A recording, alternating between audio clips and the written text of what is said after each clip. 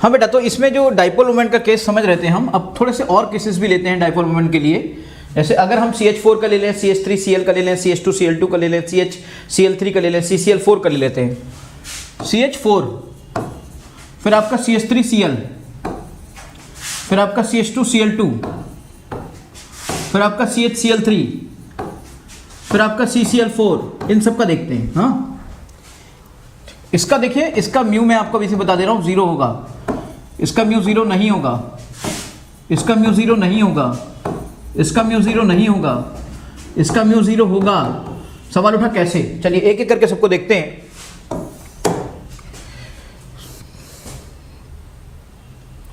ये कार्बन है बेटा, ये हाइड्रोजन है, ये इसकी टेट्राहेड्रल ज्योमेट्री है। कोई भी रेगुलर ज्योमेट्री होती है ना, तो उसका म्यू 0 होता है, याद रखिएगा। होता क्या है बेसिकली, ज़रा समझने की कोशिश करिए। यहाँ से हम लोग समझते हैं, ये जो आपका लेस टू मोर है, देखिए वैसे तो इसमें कोई बहुत बड़ा डिफरेंस होता नहीं है, पर इलेक्ट्रोनेगेटिविटी का थोड़ा बहुत डिफरेंस तो है। तो अगर हम इस चाहें से लेस टू मोर, ये लेस टू मोर, ये लेस टू मोर, ये लेस टू मोर, तो इन दोनों का सम कहीं यहाँ पर आएगा, इन दोनों का सम कहीं यहाँ पर आएगा, और फिर ये दोनों आपस में कैंसिल हो जाएंगे। इस तरह से ये आपका म्यू 0 हो जाएगा बेटा। फिर इसी तरीके से आप यहाँ पे आइए, CH3Cl की बात करते हैं हम लोग, CHCl और CH3Cl। चलिए इसकी बात करते हैं। इसमें हम येलो कलर की चीज़ें लेते हैं। येलो कलर का आपका less to more, less to more, less to more, ये आपका ऊपर की तरफ है, और लेस टू मोर आपका ये देखिए ऊपर की तरफ ऐसे भी जा रहा है। तो बड़ी अच्छी बात है, CH3Cl तो बहुत अच्छा हो जाएगा, है ना। CH3Cl ये आपका ये सब मिल गया, और ऊपर वाला भी जुड़ गया। इसका मतलब mu is finally not equal to 0। देखिए कैंसिल आउट तो हो नहीं रहा है। उसके बाद आप यहां पे आ जाइए CH2Cl2 पे, carbon Cl Cl H H। चलिए ऐसा कर लीजिए, आप ऐसा कर लेते हैं। उसके बाद आप इस पे व्हाइट कलर का यूज करते हैं, less to more, less to more ये आ गया, ठीक, लेस टू मोर ये आ गया, और लेस टू मोर ये आ गया। अब इन दोनों का सम देखते हैं जरा, इन दोनों का सम कहां पे जाएगा? इन दोनों का सम देखिए ये जाएगा, और इन दोनों का सम भी लगभग ऐसे ही कुछ जाएगा। अब इन दोनों को देखना चाहे तो ये दोनों भी ऐड हो जाएंगे। फाइनली कैंसिल आउट नहीं हो रहे हैं। जब फाइनली कैंसिल आउट नहीं हो रहे हैं तो इसका मतलब म्यू वहां पे 0 नहीं हो रहा है, म्यू 0 नहीं हो रहा है। अब म्यू 0, देखिए म्यू 0 है तो बताइए इसका मतलब क्या हुआ? ये नॉन पोलर है, और इसकी ज्योमेट्री कैसी है? रेगुलर है। ये आपका क्या है? ये पोलर है, और इसकी ज्योमेट्री कैसी है? इररेगुलर है। यहां से क्या कंक्लूजन निकला? ये पोलर है, और इसकी ज्योमेट्री कैसी है? इररेगुलर है। इस तरीके से आप यहां पर पहुंचे। आप इस तरीके से जब यहां पर पहुंचे तो आप इस चीज को समझिए जरा। CH है, Cl है, Cl है, Cl है। उसके बाद आप यहां से यहां तक पहुंचे जब, less to more, less to more, और लेस टू मोर, और ये आपका आ गया लेस टू मोर। देखिए जरा ध्यान से, CH3Cl ये तो सबसे ज्यादा होना चाहिए, है ना। तो अगर आप ध्यान से देखोगे तो आपको दिखाई देगा CH3Cl3 सबसे ज्यादा होगा, उसके बाद CH3Cl होगा, उसके बाद CH2Cl2 होगा, CH4 0 होगा, और फिर CCl4 0 होगा। इस तरीके से ये भी आपका 0 नहीं है, ये म्यू 0 नहीं है, तो इसका मतलब ये पोलर है। और अगर ये पोलर है तो इसकी ज्योमेट्री इररेगुलर है, और ये आपका CCl4,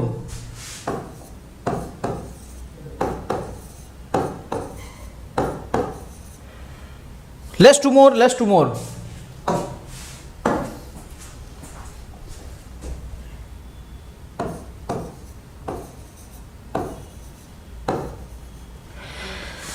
less to more, less to more, देखिए less to more, less to more में अब फाइनली वही CH4 जैसी कंडीशन यहां भी आ गई, और म्यू 0 हो गया, म्यू 0 हो गया, तो फिर ये आपका नॉन पोलर हो गया। नॉन पोलर हो गया तो इसकी ज्योमेट्री कैसी हो गई? रेगुलर, ठीक है, रेगुलर ज्योमेट्री हो गई बेटा।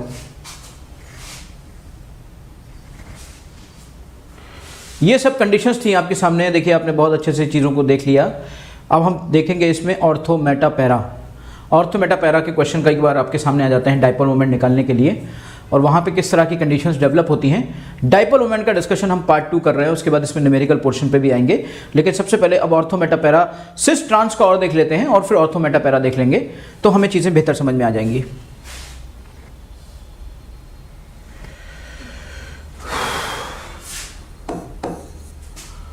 Dipole moment in mu in cis and trans.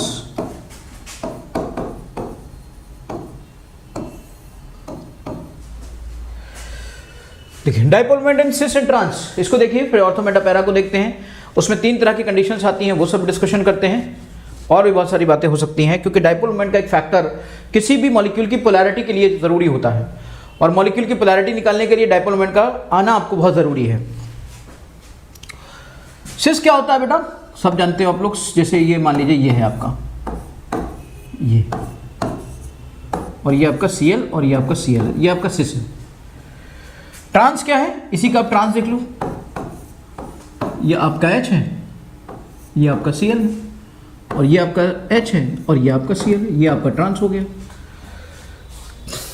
अब ऐसी सिचुएशन पर आप इस बात को समझिएगा, ये आपका सिस है और ये ट्रांस है। अब इसमें हमें ये चेक करना है कि कौन किसका डाइपोल मोमेंट ज़्यादा होता है, किसका डाइपोल मोमेंट कम होता है। E और Z जैसी कंडीशन भी यहाँ पर आती है।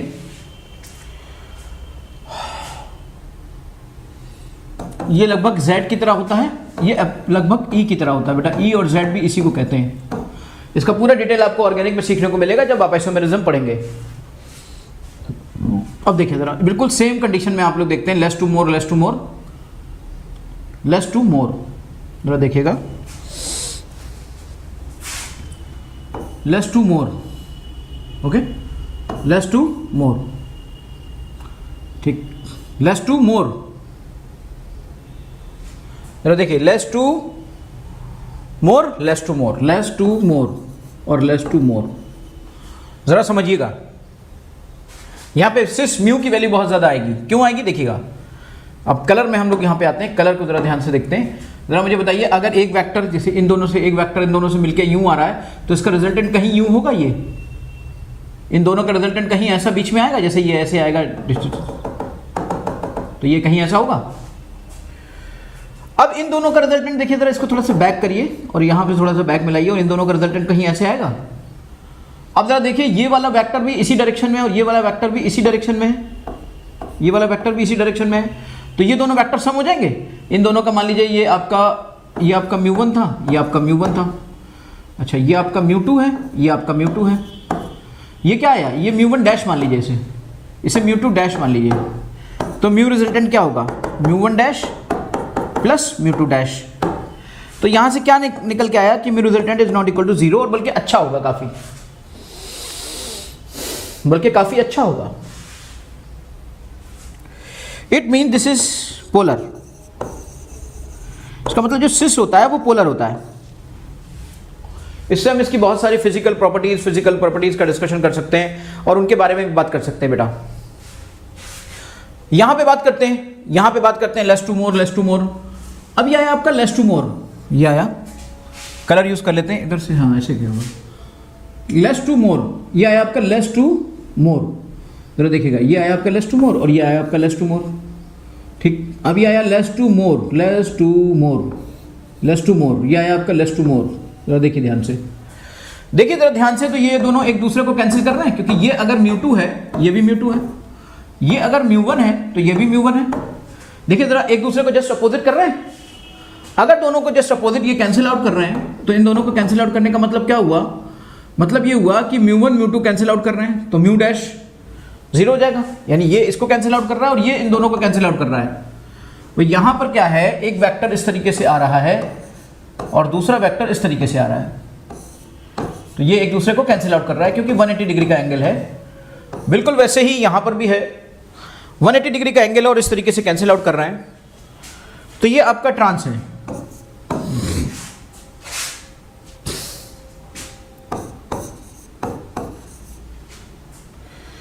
अब इस कंडीशन में आपका जो रिजल्टेंट आएगा, म्यू रिजल्टेंट, ये 0 आ जाएगा, देखिएगा ट्रांस में। इसका मतलब यहां पे क्या हुआ, यहां पे ये चीज आपकी नॉन पोलर हो गई। अब मैं यहां पे एक स्टार पॉइंट आपको बताना चाहता हूं, और आप अगर कोई कहे आपसे कि कौन पोलर है कौन नॉन पोलर है, या किसकी ज्योमेट्री रेगुलर है किसकी ज्योमेट्री इरेगुलर है, तो मैं आपको कहूंगा कि ट्रांस की ज्योमेट्री में मैं कह सकता हूं कि ट्रांस की ज्योमेट्री काफी रेगुलर है, और इसकी ज्योमेट्री को एक तरह से बोला जाएगा इरेगुलर। इसी वजह से रेगुलर ज्योमेट्री की वजह से ट्रांस का मेल्टिंग पॉइंट ज्यादा होता है, और इरेगुलर ज्योमेट्री की वजह से सिस का मेल्टिंग पॉइंट कम होता है। वहीं पर सिस के ज्यादा पोलर होने की वजह से सिस का बॉइलिंग पॉइंट ज्यादा होता है, और ट्रांस का बॉइलिंग पॉइंट कम होता है। यानी कि इससे दो बड़ी बातें हमारे सामने क्लियर हुई। पहली बात, अगर मैं यहीं पर इन चीजों को करूं, जरा देखिएगा अच्छे से, ध्यान दीजिएगा इस बात पे, जिसको भी स्क्रीनशॉट लेना हो या जो भी करना हो देख सकते हैं वो लोग। अब मैं यहां पे मेल्टिंग पॉइंट और बॉइलिंग पॉइंट की बात करूं, तो मेल्टिंग पॉइंट चूंकि वो रेगुलर है, तो ट्रांस का मेल्टिंग पॉइंट देखिए इनसे क्या फर्क पड़ता है, मेल्टिंग पॉइंट ऑफ सिस से ज्यादा होगा। वहीं पर मैं बात करूं बॉइलिंग पॉइंट की, तो बॉइलिंग पॉइंट सिस का ट्रांस से ज्यादा होगा।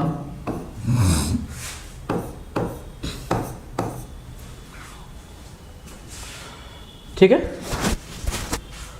मेल्टिंग पॉइंट ट्रांस का सिस से ज्यादा होगा, बॉइलिंग पॉइंट सिस का ट्रांस से ज्यादा होगा। इस तरह की सिचुएशन आपके सामने आएगी। आपने यहां से चीजों को देखा, लेकिन अब देखिए अभी इससे पहले की जो कैलकुलेशन थी, इसमें देखा आपने ट्रांस 0 है, पर जरूरी थोड़ी है कि ट्रांस हमेशा 0 हो सकता है ट्रांस का कभी हो, लेकिन याद रखिएगा अगर कभी 0 नहीं भी हुआ तो बहुत कम होगा, सिस से हमेशा कम होगा। यानी कि अगर कभी 0 नहीं भी होगा, वो कंडीशन आपको सब ऑर्गेनिक में पता चलेंगी, तो mu cis is greater than mu trans. अरे भाई अगर ये 0 है और ये 0 नहीं है, उससे ज्यादा है, तो भी तो एक यही बात वैलिड हुई ना। तो जरूरी नहीं है ट्रांस का 0 हो हमेशा, कोई ऐसी कंडीशन आ सकती है, ई की कंडीशन आ सकती है जिसमें कि ऐसा हो, मतलब म्यू आपका z का म्यू ई से ज्यादा होगा। जरूरी नहीं है कि म्यू ई का हमेशा 0 हो, ये हो भी सकता है और ये नहीं भी हो सकता है। लेकिन अगर नहीं भी हुआ तो भी म्यू ई का z से कम होगा। याद रखिएगा इन सारी बातों को। तो सिस और ट्रांस में ये चीजें आपके सामने निकल कर आई। ओके बेटा,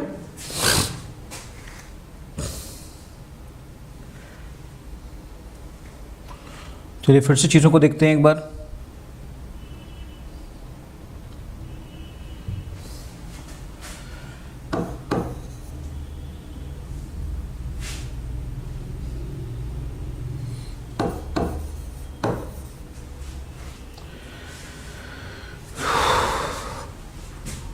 म्यू इन ऑर्थो मेटा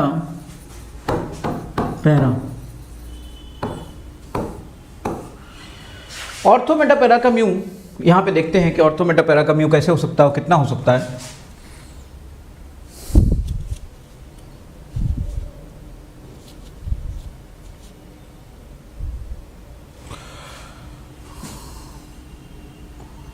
सबसे पहले समझते हैं कि ऑर्थो क्या होता है,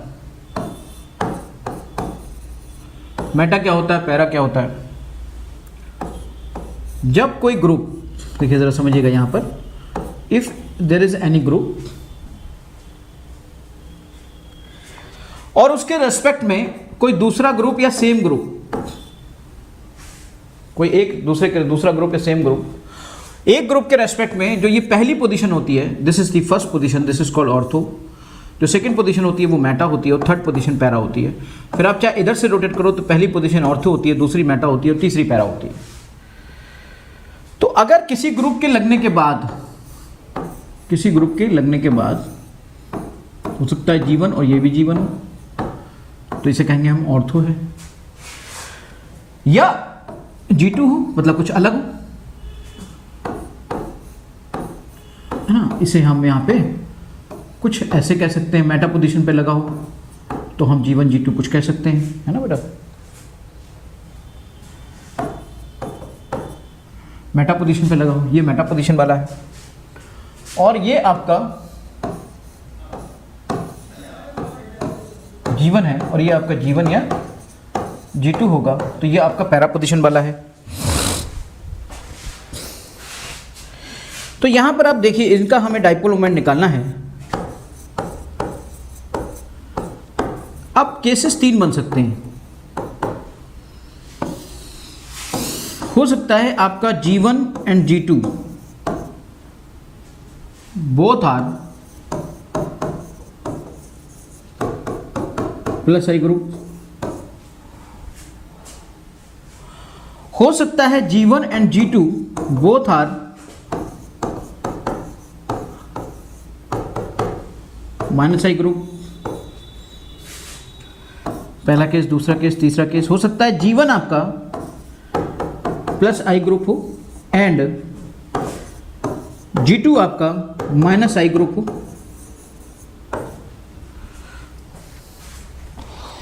G1 आपका प्लस आई ग्रुप हो और G2 आपका माइनस आई ग्रुप हो।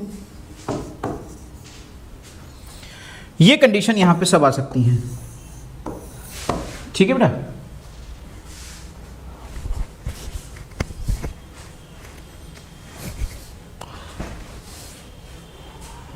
तो पहला केस हम लोग देखते हैं, दोनों अगर प्लस आई ग्रुप हों तो क्या होगा।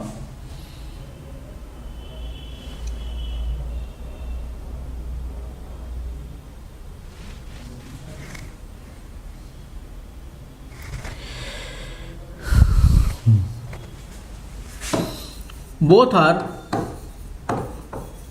Plus I group.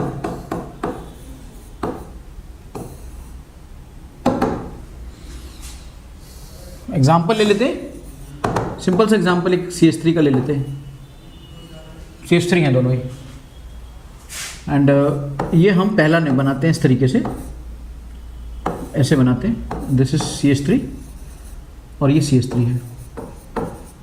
ये ऑर्थोजाइलिन कहलाता है, ऑर्थोजाइलिन।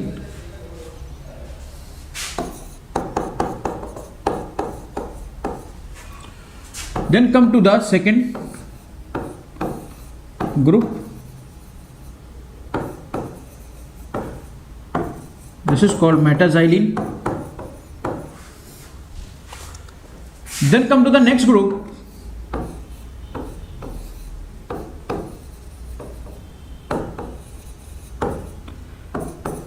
Paraxylene.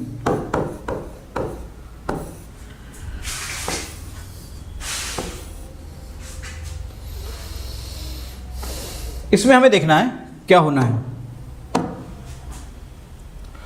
ऑर्थोजाइलिन लेस, देखिए अब ये वाली जो इलेक्ट्रॉन डेंसिटी है ना, ये सब डबल बॉन्ड वाला है तो इसकी इलेक्ट्रॉन डेंसिटी ज्यादा बनी जाएगी बेटा। ये कार्बन है और ये आपका कार्बन है। अब याद रखिए, आपको पता है ये इलेक्ट्रॉन डेंसिटी आप सब जानते हो इसके बारे में कि ये ऐसे होता है, मैंने यहां पे बताया नहीं। ये तो पाई बॉन्ड वाला होता है ना, ये जैसे CH3 लगा है, ये CH3 लगा है, तो ये वाला जो हो गया sp2 हाइब्रिडाइज्ड हो गया ना, और ये वाला आपका sp3 हाइब्रिडाइज्ड है। ये भी कार्बन, ये भी कार्बन है। तो इसीलिए लेस इलेक्ट्रोनेगेटिव से मोर इलेक्ट्रोनेगेटिव अगर मेरा कॉन्सेप्ट लगता है, और ये कार्बन आपका sp3 है ये वाला, और ये वाला कार्बन आपका sp2 है, तो ये आपका sp2 कार्बन जो होता है, sp2 carbon is more electronegative than sp3 carbon. Okay बेटा।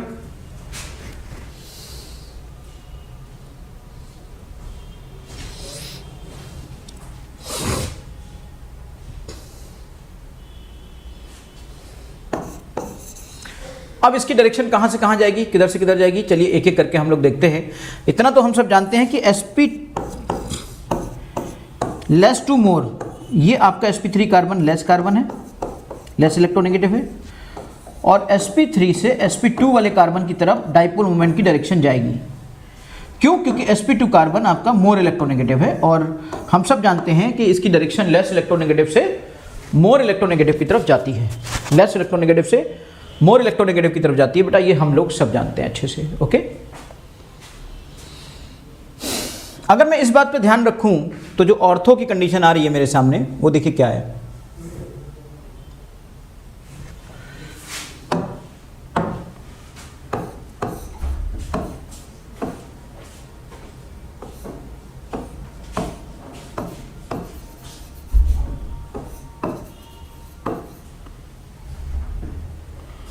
Less to more, less to more, ये हो गया लेस टू मोर। आप इसे थोड़ा बड़ा लीजिए आगे, यहाँ यहीं तक होगा लेकिन थोड़ा बड़ा लीजिए, लेस टू मोर, इसे यहाँ कर लीजिए। अब ज़रा ध्यान से देखिए तो इसके बीच में जो एंगल बन रहा है ये है और यहाँ पर ये है, और ये देखिए ये वाला म्यू होगा और ये वाला भी म्यू होगा क्योंकि इलेक्ट्रो और कोई डिफरेंस तो सेम ही है ना, and this angle will be 60 degree. तो म्यू ऑर्थो का जो निकल के आएगा, म्यू ऑर्थो का जो निकल के आएगा वो मतलब ऑर्थो, वो कितना होगा, under root mu square plus 2 mu into cos 60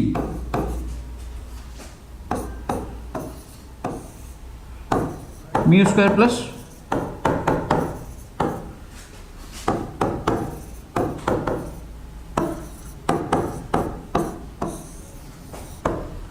mu root 3 आ गया। ओके,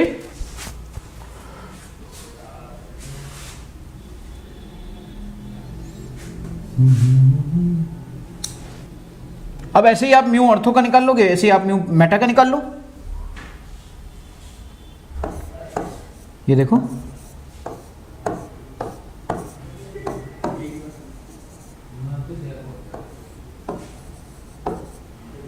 अब देखो यहां पर क्या होगा, लेस टू मोर, इधर लेस टू मोर ये आ जाएगा। तो ये लेस टू मोर है ना, मैंने इसको थोड़ा डैश करके आगे बढ़ा दिया, ये लेस टू मोर है। यहां पे क्या हो रहा है, यहां पे एक वेक्टर ये आ रहा है और एक वेक्टर ये आ रहा है, इसका मतलब ये 120 डिग्री है, 120 डिग्री है, ये आपका म्यू है और ये आपका म्यू है। अब mu meta is equal to under root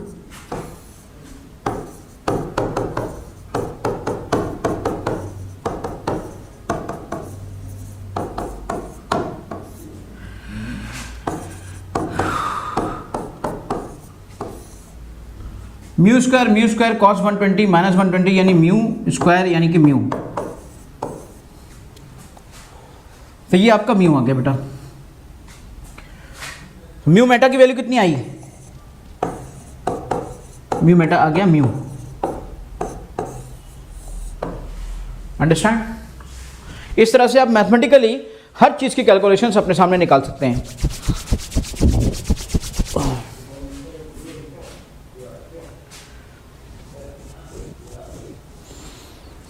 ठीक है,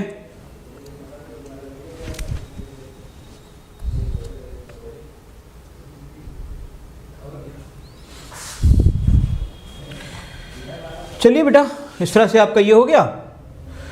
अब हम आगे बढ़ते हैं। म्यू पैरा, म्यू पैरा तो बहुत ही आसान है।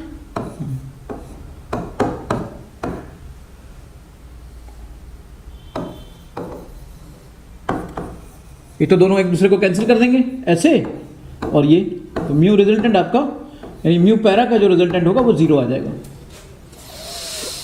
तो इससे हमें क्या निष्कर्ष, क्या कैलकुलेशन निकला,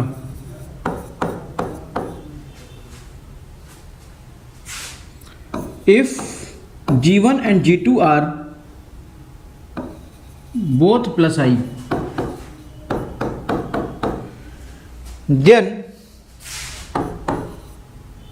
mu in case of mu ortho will be greater than meta, meta will be greater than para. Case 2, if G1 and G2 are both, you know that इस जगह पर भी म्यू आपका सीधे ऑर्थो मेटा से ज्यादा और मेटा पैरा से ज्यादा।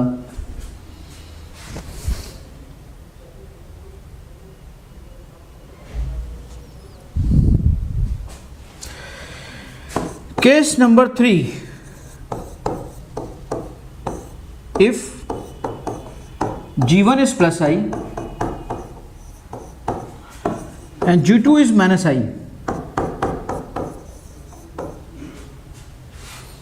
देन डाइपोल मोमेंट का जो कॉन्सेप्ट है वो होगा उल्टा हो जाएगा, पैरा फिर मेटा और ऑर्थो, सबसे जस्ट अपोजिट हो जाएगा, याद रखिएगा। तो ये कॉन्सेप्ट आपके लिए सबसे इजी है बेटा, कि आपका पैरा फिर मेटा फिर ऑर्थो, राइट।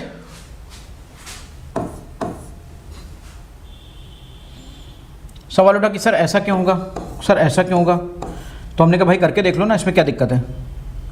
केसेस हमने फाइनली आपको पहले बता दिए कि ऐसा ऐसा होगा, आपको लगता है ऐसा नहीं होगा तो करके देख लो। केस 2 को अगर आप देखोगे, ध्यान से देखना, अगर हम उसको इस तरीके से माइनस आई ले लें दोनों, देखिए ना, तो बात तो वही होगी, लेस टू मोर, देखिए अब यहाँ पे मान लीजिए यहाँ से लेस टू मोर और लेस टू मोर, यही तो होगा, तो ये पीछे जाकर मिल गया। एंगल कितना आया, अब एंगल इतना आ गया, अभी भी एंगल 60 डिग्री है। तो अभी भी आपका जो म्यू ऑर्थो निकलेगा, जैसे पहले निकाला था वैसे म्यू रूट 3a आएगा।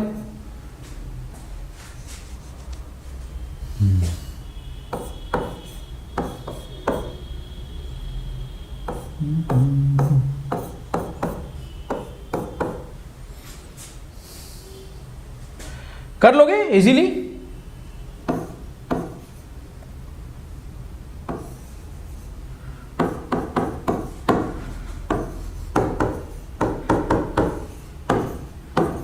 In the same way,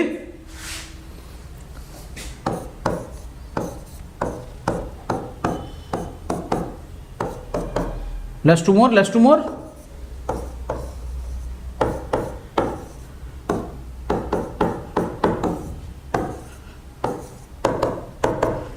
दोनों को कैंसिल कर देगा और फाइनली ये बन जाएगा। ठीक है बेटा, चलिए, तो ये आपके केसेस आ गए जब दोनों के दोनों माइनस आई ग्रुप थे।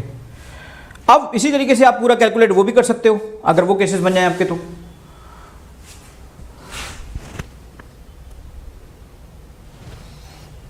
कैसे, देखिए जरा, मान लीजिए पहला केस हम लेते हैं, one group is plus I, other group is minus I. ये आपका CS3 हो गया, ये आपका X हो गया। अब देखिएगा जरा, ये है आपका लेस टू मोर, ये डायरेक्शन हो गई, ये है लेस टू मोर, ये डायरेक्शन हो गई। अब मुझे ये बताइए, अगर कोई एक वेक्टर ऐसे आए, दूसरा वेक्टर ऐसे जाए, तो ये तो दोनों, ये बाहर का एंगल, ऐसी कंडीशन में तो हम बाहर का एंगल लेते थे ना, तो ये बाहर, ये अगर 60 डिग्री है तो बाहर का एंगल 120 डिग्री है, तो यहाँ ये लिया जाएगा, ये नहीं लिया जाएगा, क्योंकि देखिए वेक्टर के डायरेक्शन के बारे में मैं आपको पहले ही पढ़ा चुका हूँ, और इसीलिए पढ़ाया था ताकि हम ये सब यूज कर पाएं।